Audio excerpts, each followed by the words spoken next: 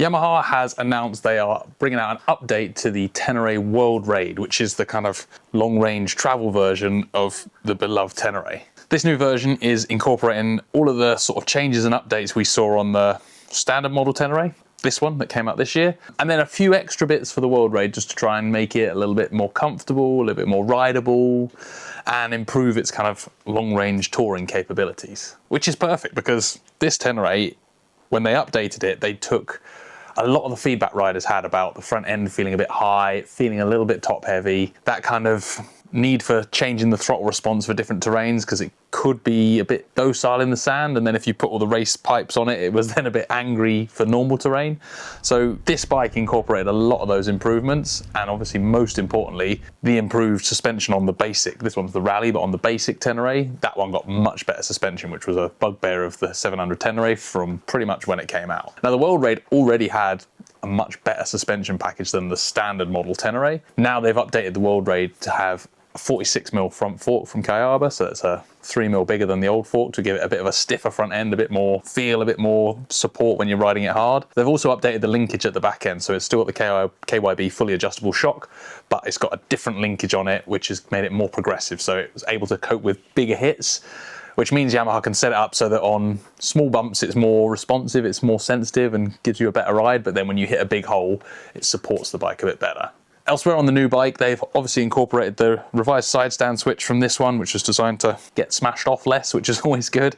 And of course the clutch cover, which actually a lot of people had a problem with. The clutch arm used to hit you in the shin if you had big legs or stood in a particular place. They moved that forward and made all the side of the bike a bit more compact. So that's been incorporated to the World Raid as well now. And of course the big news is the chip controlled throttle, which is e-throttle. It's something I know a lot of people were suspicious about, going from a nice old-fashioned cable throttle, but the fact of the matter is, to get through Euro 5+ rules, it's getting harder and harder and harder, and having an electronic throttle is a way manufacturers can get the bikes to comply with those regulations and still keep decent power, decent drivability, not have to cut loads of power by stifling the engine. They can just control a little bit more the inputs that are going into it. When they brought it out on this bike, there was a couple of rider modes which gave you the option of a more aggressive or a softer throttle response, and yeah, it works well. They never put cruise control on this one, which I think a lot of us could see what was coming. That cruise control has now come out on the World Raid version. So when you buy the World Raid, you get cruise control and the option of a speed limiter as standard,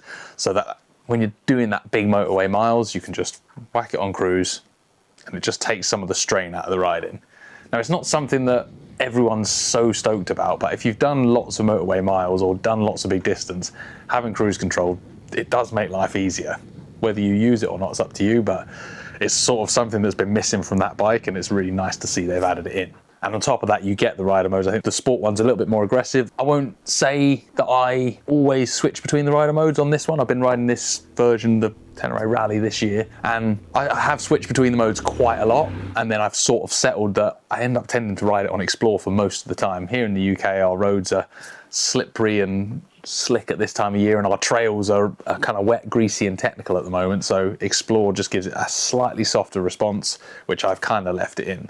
Now, along with the updated throttle, that gives us new switch gear. The control on this side is a much better joystick. If you remember the old World Raid and the old Tenere had that scrolly wheel that a little bit of a tendency of gumming up with dust if you rode in harsh conditions, and it was a bit awkward to use sometimes. This new single joystick on the left switch cube, it's super easy to use. Dialing in and out of the different menus and modes I've found much easier. The My Ride app, which gives you the navigation and the music, it's much easier to connect on this new generation, so it'll be the same on the World Raid.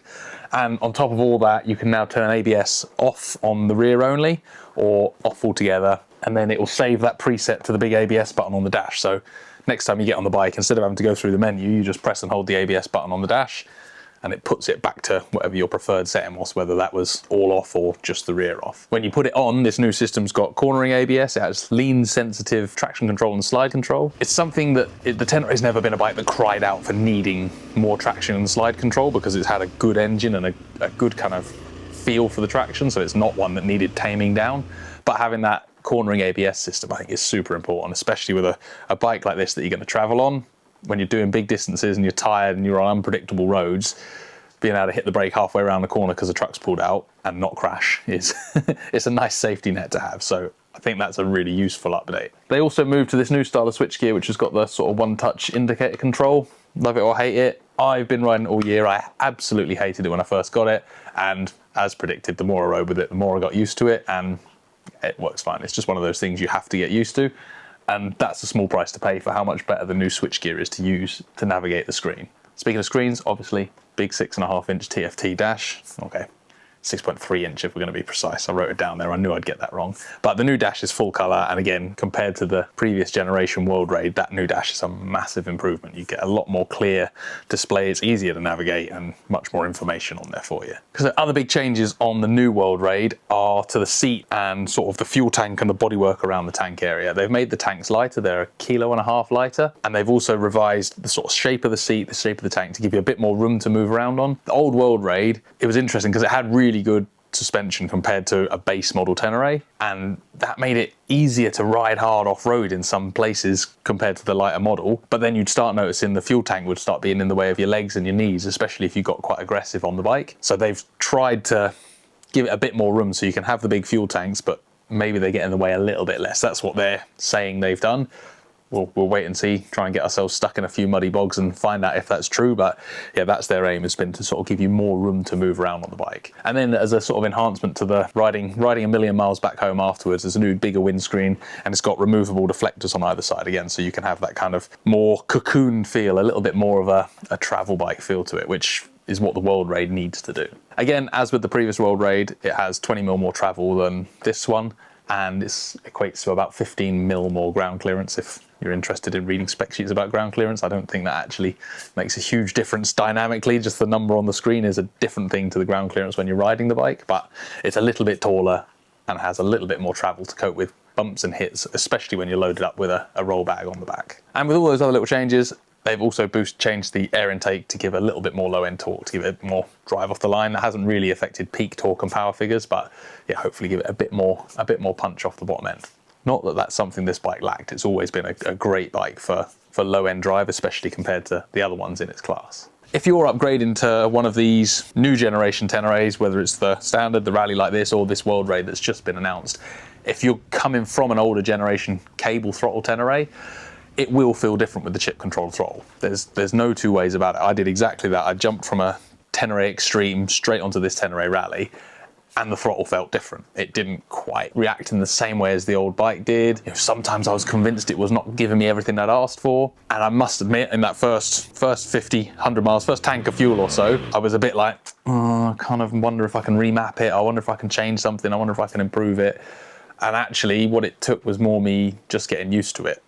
Once I'd got used to how the throttle responded, I've sort of not had a problem since, and I've stopped looking up Yamaha throttle remaps and just ridden the thing, and it's not been a problem. So I think that's about it. The big news obviously was last year with this one, the Rally and the stock one. The changes to these were a significant update to the Ténéré. The World Raid has now incorporated those changes, added on cruise control, new fuel tank, seat, suspension, a few little tweaks just to improve it and give it a bit more of a long-range travel bike feel without compromising what's good about Ténérés, is the fact that they work damn well off-road. The new colour schemes look absolutely epic. The black and gold wheels is cool, but I think my heart's definitely in the red and white one. And it's made the decision of which Ténéré to buy harder than ever, because I was always on the fence between World Raid and Rally, and now the World Raid's got the updates. I'm going to spend some time finding out. Prices and delivery dates haven't been announced for the bikes as of the moment I'm recording this, but they're hoping to be released at the Motorcycle Live show at the NEC. So we'll see you there in November, and yeah, come and check out some shiny new bikes with us. It's going to be awesome.